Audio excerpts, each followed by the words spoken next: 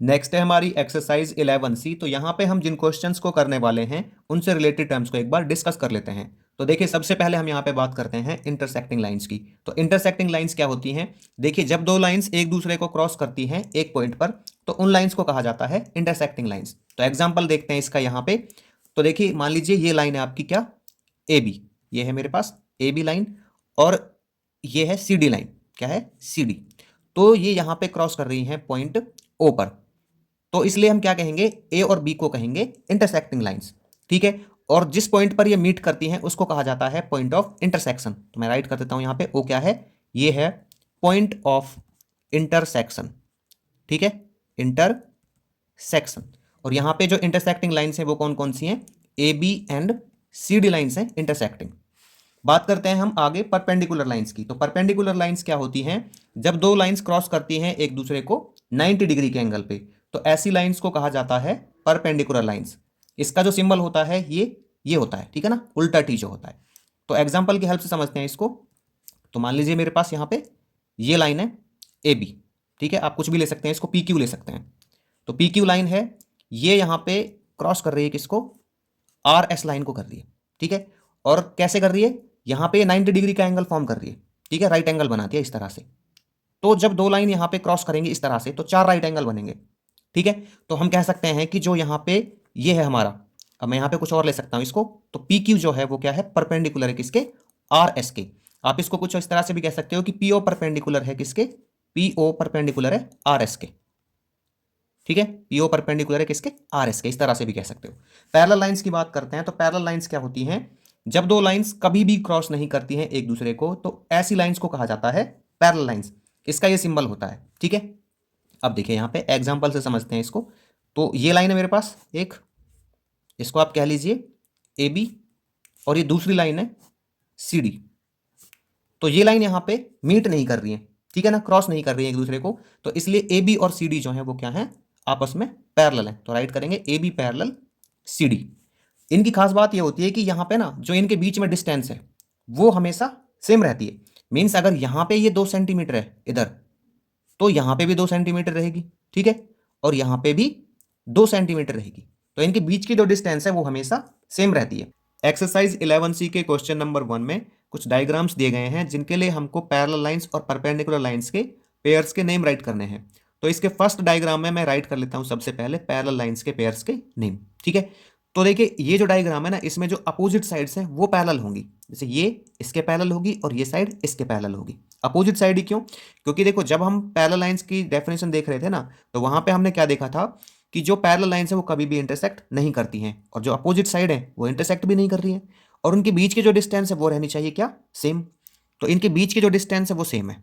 ठीक है, जब मैं ऐसे देखता हूं इनको, अब देखो इसको मेजर करने तो बैठेंगे नहीं, यहां पे बस ऐसे देखने से पता लग जाएगा कि इनके बीच की जो डिस्टेंस है वो सेम है। तो हम यहां पे राइट कर लेते हैं पैरेलल लाइंस को। ठीक है। तो डीसी की अपोजिट साइड है ए बी और इनके बीच की डिस्टेंस सेम है। तो राइट करेंगे DC is parallel to A B. Same D A parallel है सी बी के। डी ए पैरेलल है किसके? सी बी के। अब बात करते हैं परपेंडिकुलर लाइंस की। तो परपेंडिकुलर लाइंस क्या होती है? जब दो लाइन क्या हो एक दूसरे के बिल्कुल वर्टिकल हो और 90 डिग्री का एंगल बनाए। तो ये लाइन इस पे खड़ी है, ये लाइन इस पे खड़ी है और ये लाइन इस पे खड़ी है। ठीक है।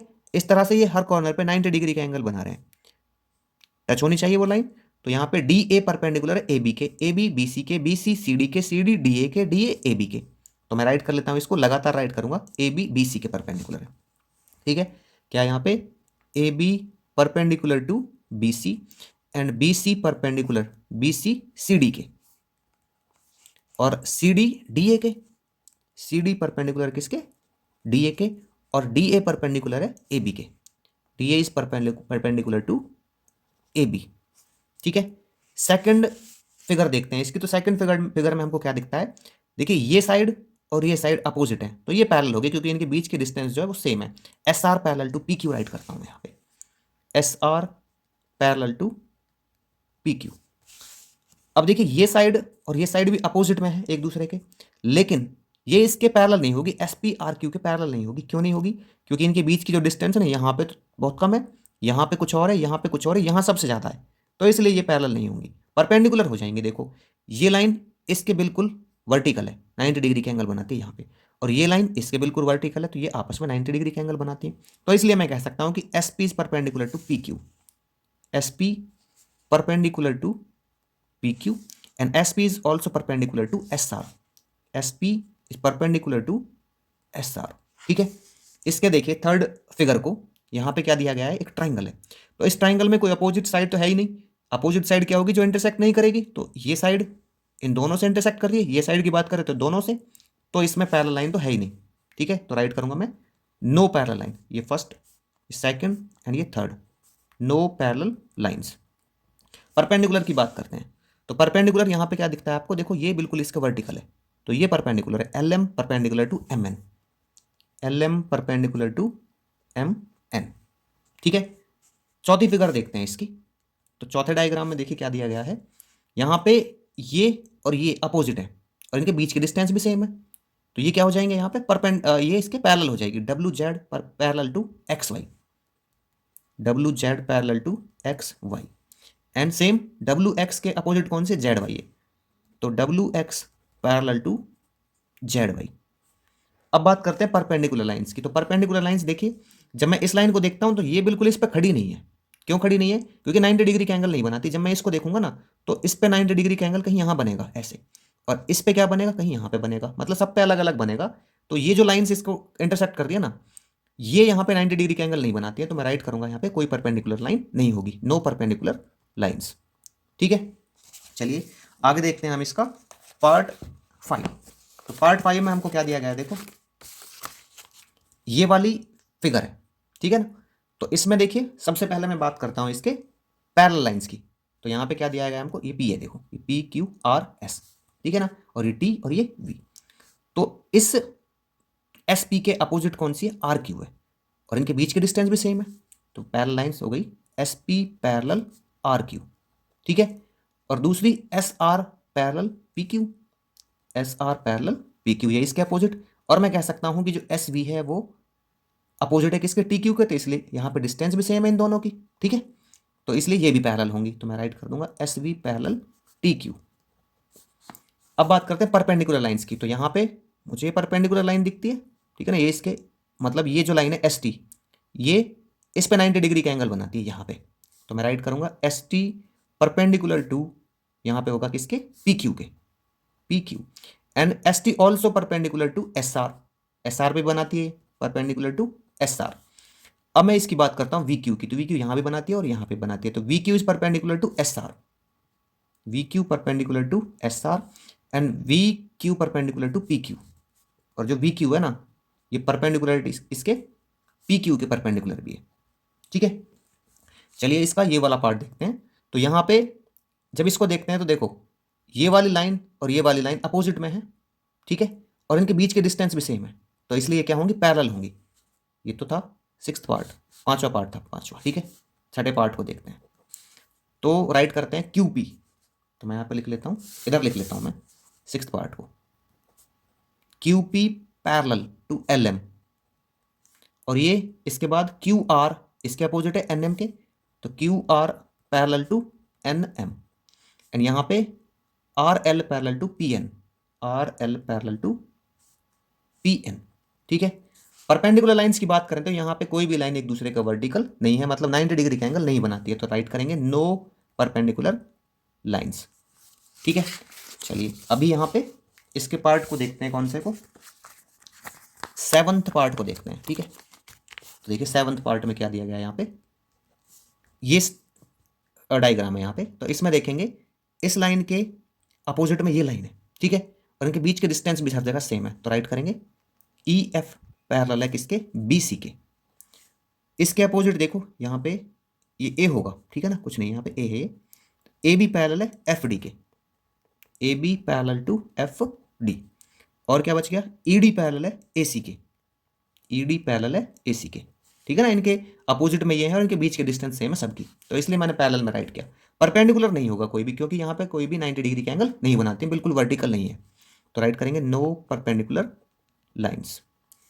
अब बात करते हैं इसके इस वाले पार्ट की, ठीक है, लास्ट पार्ट की। तो यहाँ पे इसमें क्या करते हैं, मैं राइट करता हूँ इधर, इसमें राइट कर लेता हूँ मैं। ठीक है, तो पैरेलल लाइंस की बात करते हैं पहले। तो जो ये है ना आर बी पैरेलल है यू ए के, ठीक है ना, या बी आर ए यू कर लीजिए, एक ही बात है। R B is parallel to किसके, यू ए, ठीक है ना, ये इसके अपोजिट में और इनके बीच के डिस्टेंस भी हर जगह सेम है। ऐसे ही आर यू बी ए के पैरेलल है, R U parallel to B A, तो ये इसके अपोजिट है और इनके बीच के डिस्टेंस सेम है। सेम आर एस पैरेलल है यू टी के, R S parallel to U T, इनके बीच के डिस्टेंस सेम है, ठीक है। और क्या है यहाँ पे, ये एक दूसरे के अपोजिट भी हैं। परपेंडिकुलर लाइन देखते हैं, तो देखिए आर एस जो है ना परपेंडिकुलर है आर यू के, R S perpendicular to R U, ये वाली आर एस 90 डिग्री का एंगल बनाती है यहाँ पे, तो इसके परपेंडिकुलर है। Same U T is perpendicular to R U, U T is perpendicular to R U, ठीक है। अब देखो इसमें ना आर यू है जो वो पैरेलल नहीं होगी एस टी के, मैंने यहाँ पे नहीं लिखा ना ये एस टी के पैरेलल, क्योंकि यहाँ पे कम डिस्टेंस है और यहाँ पे ज्यादा डिस्टेंस है, तो इसलिए इसके पैरेलल नहीं होगी। क्वेश्चन नंबर 2 में हमको यहाँ पे कुछ स्टेटमेंट्स दी गई हैं जिनके लिए हमको राइट करना है कि जो ये गिवन स्टेटमेंट है ये ऑलवेज ट्रू होती हैं, समटाइम्स ट्रू होती हैं, या फिर कभी भी ट्रू नहीं होती। तो देखिए इसके फर्स्ट पार्ट में पूछा गया है इंटरसेक्टिंग लाइंस आर पैरेलल, कि जो इंटरसेक्टिंग लाइंस होती हैं वो क्या पैरेलल होती हैं, तो इंटरसेक्टिंग लाइंस कभी भी पैरेलल नहीं होती हैं, तो यहाँ पे मैं राइट करूंगा नेवर, ठीक है। क्या आ जाएगा, नेवर, क्योंकि पैरेलल लाइंस ही वो ही होती हैं जो कभी इंटरसेक्ट नहीं करती हैं। सेकंड देखते हैं इसका, इंटरसेक्टिंग लाइंस आर परपेंडिकुलर, तो इंटरसेक्टिंग लाइंस परपेंडिकुलर होती है क्या, हाँ कुछ केसेस में परपेंडिकुलर हो सकती हैं। जैसे मैं यहाँ पे बात करता हूँ कि देखिए अभी इंटरसेक्टिंग लाइंस हैं ये, ठीक है ना, दो, तो अभी ये परपेंडिकुलर नहीं है क्योंकि 90 डिग्री पे इंटरसेक्ट नहीं करती हैं। लेकिन अगर ये केस आ जाए हमारे पास इस तरह से, ठीक है, कि ये तो है L और ये है M, तो मैं कह सकता हूं कि L इज परपेंडिकुलर, अगर ये 90 डिग्री का एंगल फॉर्म करें तो L is perpendicular to M, तो हाँ कुछ केसेस में हो सकता है, तो राइट करेंगे समटाइम्स। क्या राइट करेंगे यहाँ पे, sometimes. Perpendicular lines are intersecting, कि जो परपेंडिकुलर लाइंस हैं वो क्या इंटरसेक्टिंग होती हैं, ऑलवेज। जो भी परपेंडिकुलर लाइंस होंगी वो इंटरसेक्टिंग तो होंगी ही, ठीक है ना। ये आ गया आपके पास परपेंडिकुलर लाइंस इस तरह से, ये है P एंड Q, तो क्या ये इंटरसेक्ट नहीं कर रहे हैं इस पॉइंट पे O पे, तो यस इंटरसेक्ट कर रही है। तो परपेंडिकुलर लाइंस हमेशा से ही आपकी क्या होती हैं, इंटरसेक्टिंग लाइंस होती हैं, तो यह आएगा ऑलवेज, ठीक है। नेक्स्ट है इसका क्वेश्चन नंबर 3। तो यहां पे हमें दिया गया है कि अगर एक लाइन L पैरेलल है लाइन M के और लाइन M पैरेलल है लाइन N के, तो आप लाइन L और N के बारे में क्या कह सकते हो। तो देखिए अगर लाइन L जो है ना वो पैरेलल है किसके, ये लाइन L है ये पैरेलल है लाइन M के, और जो M है ये लाइन ये पैरेलल है N के, तो हम कह सकते हैं कि लाइन L जो है वो पैरेलल होगी लाइन N के। यहां पे मैं कुछ इस तरह से राइट कर सकता हूं इसको, L is parallel to M, M is parallel to N, so we can say that L is parallel to M, तो यहां पे राइट करेंगे L is parallel to M, ठीक है। तो ये क्वेश्चन नंबर 3 है हमारा। क्वेश्चन नंबर 4 देखिए क्या बोला गया है, अगर एक लाइन L है जो पैरेलल नहीं है किसके, M के, और यहां पे M जो है वो पैरेलल नहीं है लाइन N के, तो क्या ये लाइन फॉलो करेगी कि जो L है वो पैरेलल नहीं हो सकती है लाइन N के। तो ये हमको एक्सप्लेन करना है एक स्केच बना के। तो देखिए ये कुछ केसेस में फॉलो कर सकती है कुछ में नहीं कर सकती है, तो इसने बोला है कि क्या ये फॉलो करेगी, तो हम कह सकते हैं यस इट कैन फॉलो, ठीक है। तो देखिए क्या हो जाएगा यहाँ पे, ये लाइन L है, ठीक है, डायग्राम से बना देते हैं इसको। तो L जो है वो पैरेलल नहीं है किसके, M के, तो मैं M कुछ ऐसे बना लेता हूं कि ये M होगा, इसके पैरेलल तो नहीं आएगी, यहाँ पे डिस्टेंस सेम नहीं है तो पैरेलल नहीं होगी। और जो यहाँ पे M है वो पैरेलल नहीं है किसके, N के, ठीक है, N के। तो यहाँ पे हमको क्या दिखता है कि L पैरेलल नहीं है M के और M पैरेलल नहीं है N के, लेकिन जब मैं L और N को देखता हूं तो इनकी डिस्टेंस क्या रहती है, यहाँ पे सेम रहती है, तो इधर जो L और N है वो पैरेलल हो जाएंगी, ठीक है। लेकिन इसने बोला है कि क्या वो नहीं हो सकती है पैरेलल L और N, हाँ एक कंडीशन में नहीं हो सकती है, अगर मैं इसको इस तरह से लेता हूं कि ये तो L है, ठीक है, और ये यहाँ पे क्या है M है, और इसको मैं ऐसे बना दूं N को, ठीक है ना। अभी देखिए हम क्वेश्चन के अकॉर्डिंग ही चले यहाँ पे कि इसने बोला L पैरेलल नहीं है M के और M पैरेलल नहीं है N के, तो क्या इस चीज को फॉलो करेगा कि L और N भी पैरेलल नहीं होंगी, तो ये हाँ इसको फॉलो करेगा, क्योंकि यहाँ पे L और यहाँ पे N है, तो इसके बीच के डिस्टेंस कम है इसके बीच के डिस्टेंस ज्यादा है, तो इसलिए ये दोनों भी पैरेलल नहीं होंगी। हम कुछ इस तरह से ले सकते हैं इसको, L is not parallel to M, M is not parallel to N, so यहाँ पे जो L है वो भी पैरेलल नहीं है किसके, N के, तो राइट कर सकते हैं यस इट विल फॉलो।